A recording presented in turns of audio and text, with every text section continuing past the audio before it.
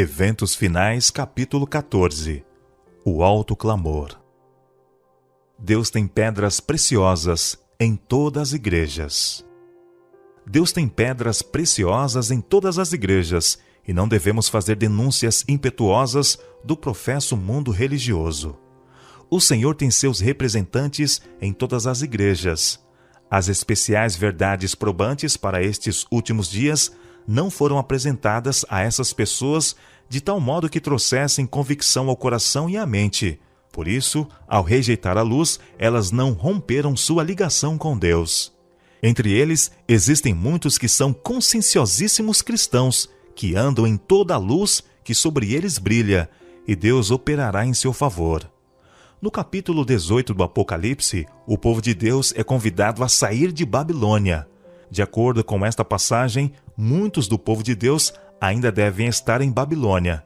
E em que corporações religiosas se encontrará hoje a maior parte dos seguidores de Cristo? Sem dúvida, nas várias igrejas que professam a fé protestante.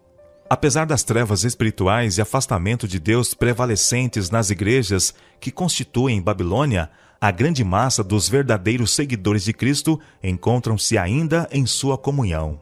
A queda de Babilônia ainda não é completa. Ela tem dado a beber a todas as nações do vinho da fúria da sua prostituição. Apocalipse capítulo 14, versos 6 a 8. Como isso é efetuado? Obrigando os homens a aceitarem um sábado espúrio. Contudo, não se pode ainda dizer que a todas as nações deu a beber do vinho da ira da sua prostituição. Ainda não deu de beber a todas as nações. A queda de Babilônia se completará quando esta condição for atingida e a união da igreja com o mundo se tenha consumado em toda a cristandade. A mudança é gradual e o cumprimento perfeito do Apocalipse, capítulo 14, verso 8, está ainda no futuro. Quando seus pecados se acumulam até o céu? Quando a lei de Deus for finalmente invalidada pela legislação. A última mensagem de advertência da parte de Deus. O Senhor deu às mensagens de Apocalipse 14 o seu devido lugar na sequência profética, e sua obra não deve cessar antes do fim da história terrestre.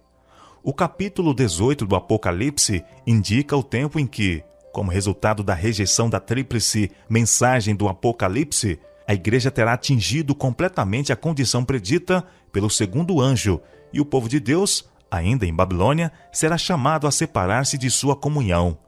Esta mensagem é a última que será dada ao mundo. Esta passagem de Apocalipse, capítulo 18, versos 1, 2 e 4, indica um tempo em que o anúncio da queda de Babilônia, conforme foi feito pelo segundo anjo do Apocalipse, capítulo 14, verso 8, deve repetir-se com a menção adicional das corrupções que tem estado a introduzir nas várias organizações que constituem Babilônia, desde que esta mensagem foi pela primeira vez proclamada no verão de 1844. Estes anúncios, unindo-se à mensagem do terceiro anjo, constituem a advertência final a ser dada aos habitantes da terra.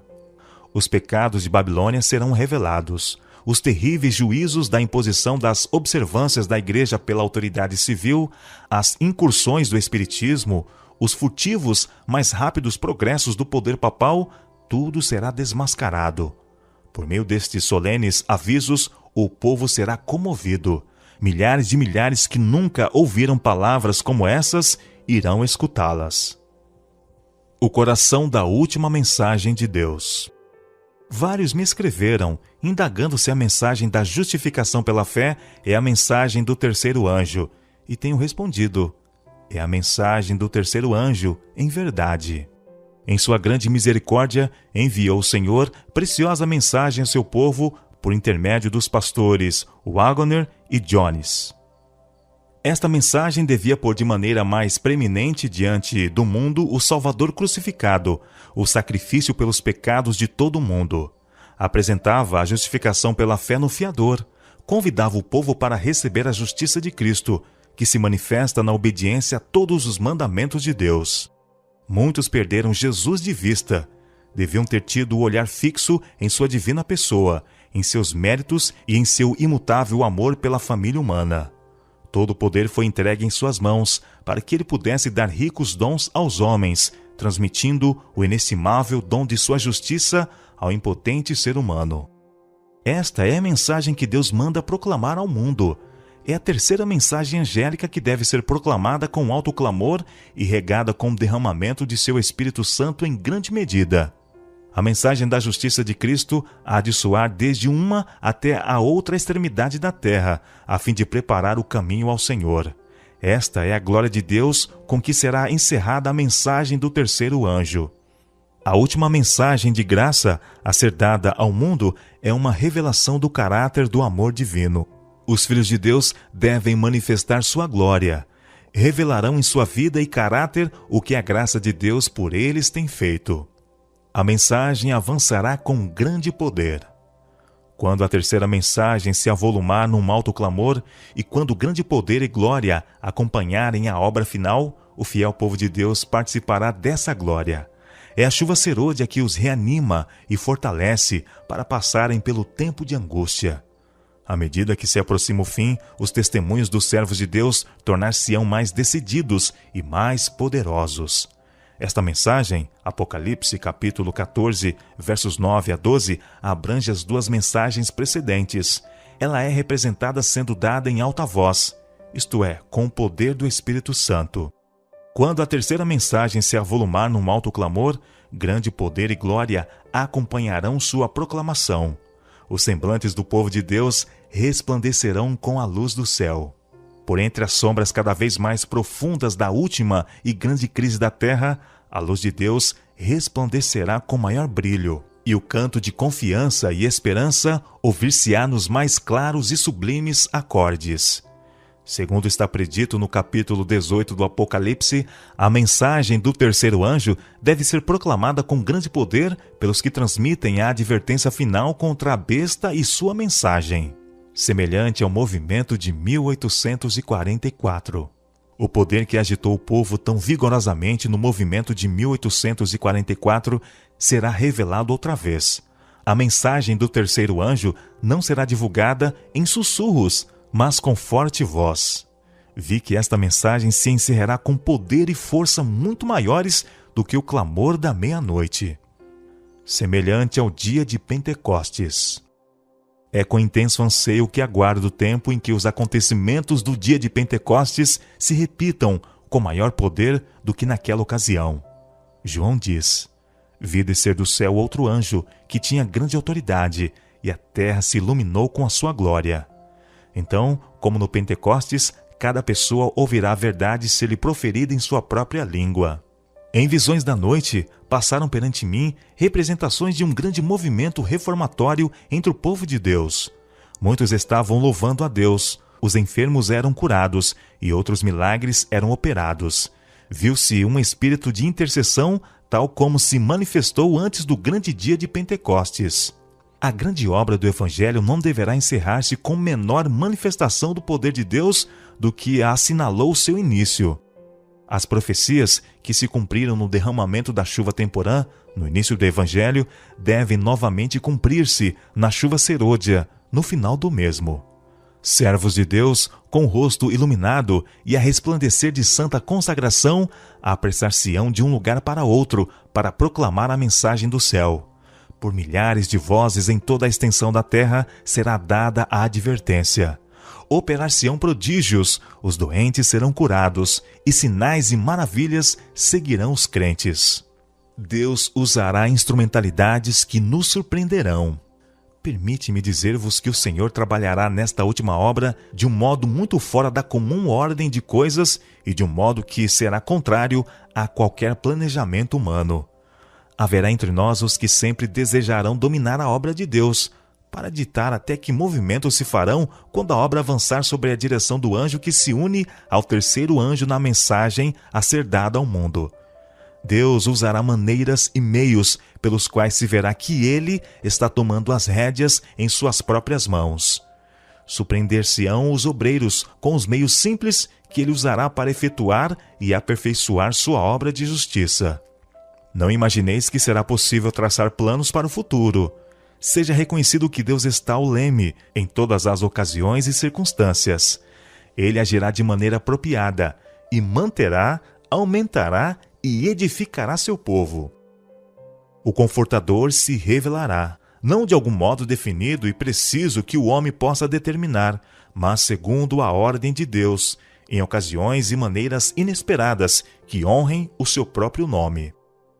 Assim como outrora chamou pescadores para serem seus discípulos, ele suscitará dentre o povo comum a homens e mulheres que realizem sua obra. Em breve haverá um avivamento que surpreenderá a muitos. Os que não perceberem a necessidade do que deve ser feito serão passados por alto, e os mensageiros celestiais trabalharão com os que são chamados de pessoas comuns, habilitando-as a levar a verdade para muitos lugares. Trabalhadores habilitados pelo Espírito Santo. Na última e solene obra se empenharão poucos grandes homens. Deus realizará uma obra em nosso tempo que poucos esperam. Ele suscitará e exaltará entre nós os que são mais adestrados pela unção de seu Espírito do que pelo preparo exterior de instituições científicas. Estes meios não devem ser desprezados ou condenados. Eles são ordenados por Deus, mas só podem fornecer as habilitações exteriores. Deus mostrará que não depende de seres humanos instruídos e cheios de si. As almas que buscam diligentemente a luz e que aceitam de boa vontade todo o raio de iluminação divina vindo de sua palavra, unicamente a essas será a luz comunicada. É por meio dessas almas que Deus revelará aquela luz e poder que iluminarão toda a terra com sua glória. Disciplina de espírito, pureza de coração e pensamento é que são necessários. Isto tem mais valor do que admirável talento, tato ou conhecimento. Uma mente comum, acostumada a obedecer ao assim diz o Senhor, está mais bem habilitada para a obra de Deus do que aqueles que têm capacidades, mas não as empregam corretamente. Os obreiros serão antes qualificados pela unção de seu espírito do que pelo preparo das instituições de ensino. Homens de fé e oração serão constrangidos a sair com zelo santo, declarando as palavras que Deus lhes dá. Deus usa até os indoutos. Os que recebem a Cristo como Salvador pessoal resistirão às provas e aflições destes últimos dias. Fortalecido por inabalável fé em Cristo, até mesmo o discípulo indouto conseguirá resistir às dúvidas e objeções que a incredulidade pode produzir e desmascarar os sofismas dos escarnecedores. O Senhor Jesus dará aos seus discípulos uma língua e sabedoria a que os seus adversários não poderão contradizer nem resistir. Aqueles que pelos argumentos não poderiam vencer os embustes satânicos darão positivo testemunho que confundirá pretensos homens instruídos. As palavras sairão dos lábios de pessoas indoutas com tal poder e sabedoria convincentes que haverá conversões à verdade. Milhares se converterão pela influência do seu testemunho. Por que um indouto terá esse poder que o instruído não possuirá? Pela fé em Cristo, o indouto penetrou na atmosfera de pura e clara verdade, ao passo que o instruído se afastou da verdade. O homem pobre é testemunha de Cristo. Ele não pode apelar para histórias ou para a pretensa ciência superior, mas colhe poderosas evidências da palavra de Deus. A verdade que ele profere sob a inspiração do Espírito Santo é tão pura e notável e contém um poder tão inquestionável que o seu testemunho não pode ser contestado. Crianças proclamam a mensagem. Muitos, mesmo entre os iletrados, proclamam agora as palavras do Senhor. Crianças são impelidas pelo Espírito a ir e declarar a mensagem do céu. O Espírito será derramado sobre todos quantos se submeterem às suas sugestões, e pondo à margem todo o maquinismo humano, suas regras inibidoras e cautelosos métodos, proclamarão a verdade com a força do poder do Espírito. Quando os seres celestiais perceberem que os homens não apresentarão mais a verdade com simplicidade, como Jesus fazia, até as crianças serão impelidas pelo Espírito de Deus e por-se-ão a proclamar a verdade para este tempo. O ministério dos anjos. Os anjos do céu estão influindo em mentes humanas para despertar a investigação dos assuntos da Bíblia.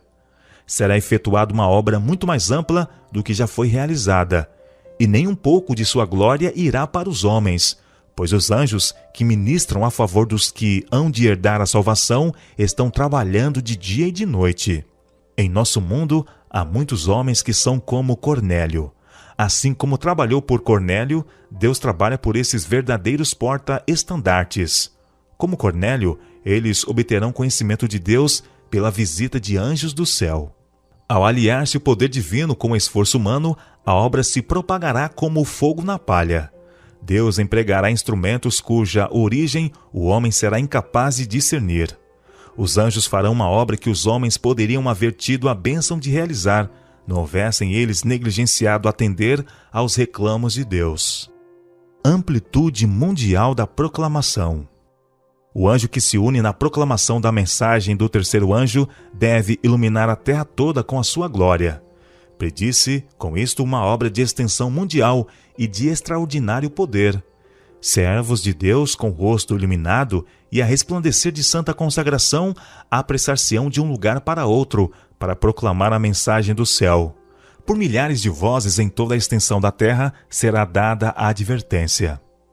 A mensagem do anjo que acompanha o terceiro deve agora ser transmitida a todas as partes do mundo. Deve ser a mensagem da colheita, e toda a terra se iluminará com a glória de Deus. Quando a tormenta da perseguição realmente irromper sobre nós, a mensagem do terceiro anjo se avolumará num alto clamor, e toda a terra se iluminará com a glória do Senhor. Em cada cidade da América deve ser proclamada a mensagem. Em cada país do mundo deve ser transmitida a mensagem de advertência. Durante o alto clamor, a Igreja, ajudada pelas providenciais interposições de seu exaltado Senhor, difundirá o conhecimento da salvação tão abundantemente que a luz será comunicada a toda a cidade e vila. Uma crise acha-se precisamente diante de nós.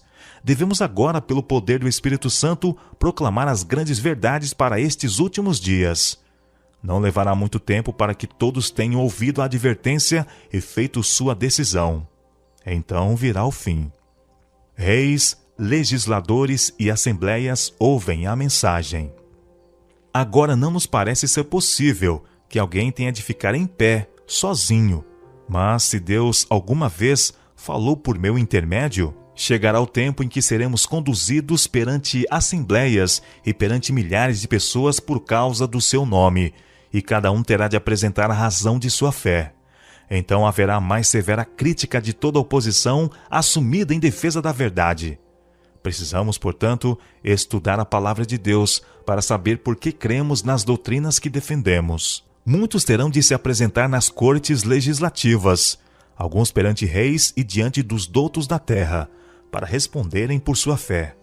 Os que não têm senão um superficial conhecimento da verdade não serão capazes de expor claramente as Escrituras e dar razões definidas da fé que possuem. Ficarão confusos e não serão obreiros que não têm de que se envergonhar. Que ninguém imagine não precisar estudar, visto não ter de pregar do sagrado púlpito. Não sabeis o que Deus pode requerer de vós. Muitos adventistas tomam posição contra a luz. Nas igrejas adventistas do sétimo dia, deverá haver admirável manifestação do poder de Deus, mas ela não influirá sobre os que não se têm humilhado diante do Senhor, abrindo a porta do coração pela confissão e arrependimento. Na manifestação desse poder, que ilumina a terra com a glória de Deus, eles só verão alguma coisa que, em sua cegueira, consideram perigosa, alguma coisa que despertará os seus receios e se disporão a resistir-lhe. Visto que o Senhor não age de acordo com suas ideias, expectativas, eles combaterão a obra. Por que, dizem eles, não reconheceríamos o Espírito de Deus se temos estado na obra por tantos anos? A mensagem do terceiro anjo não será compreendida, e a luz que iluminará a terra com a sua glória será chamada de falsa luz pelos que recusam andar em sua glória progressiva. A maioria dos não-adventistas rejeitará a advertência. Muitos dos que ouvem a mensagem, o maior número deles, não darão crédito à solene advertência. Muitos serão achados desleais aos mandamentos de Deus, que são uma prova do caráter. Os servos de Deus serão chamados entusiastas. Os ministros aconselharão o povo a não os ouvirem. Noé recebeu o mesmo tratamento enquanto o Espírito o impelia a dar a mensagem. quer os homens quisessem, quer não a quisessem ouvir. Alguns atenderão a essas advertências, mas a grande maioria as desprezará. O ministério popular, semelhante aos fariseus da antiguidade, cheio de ira, por ser posta em dúvida sua autoridade, denunciará a mensagem como sendo de Satanás e agitará as multidões amantes do pecado para ultrajar e perseguir os que a proclamam. Multidões responderão à chamada. Almas que estavam espalhadas por todas as corporações religiosas responderam à chamada, e os que eram preciosos retiraram-se apressadamente das igrejas condenadas, assim como precipitadamente fora Ló retirado de Sodoma antes de sua destruição. Haverá um exército de crentes resolutos que permanecerão tão firmes como uma rocha durante a última prova. Há muitas almas que sairão das fileiras do mundo e das igrejas, até da Igreja Católica, cujo zelo excederá consideravelmente os dos que têm estado apostos para proclamar a verdade até agora. Multidões receberão a fé e unir-se-ão aos exércitos do Senhor. Muitos que vaguearam longe do aprisco retornarão para seguir o grande pastor. Na África pagã, nas terras católicas da Europa e da América do Sul, na China, na Índia, nas ilhas do mar e em todos os escuros recantos da terra, Deus tem em reserva um firmamento de escolhidos que brilharão em meio às trevas, revelando claramente ao mundo apóstata o poder transformador da obediência à sua lei. Mesmo agora, eles estão aparecendo em toda a nação, entre toda língua e povo, e na hora da mais profunda apostasia, quando o supremo esforço de Satanás for feito no sentido de que todos, pequenos e grandes, ricos e pobres, livres e servos, recebam, sob pena de morte, o sinal de submissão a um falso dia de repouso, esses fiéis, irrepreensíveis e sinceros, filhos de Deus, inculpáveis no meio de uma geração corrompida e perversa, resplandecerão como astros no mundo.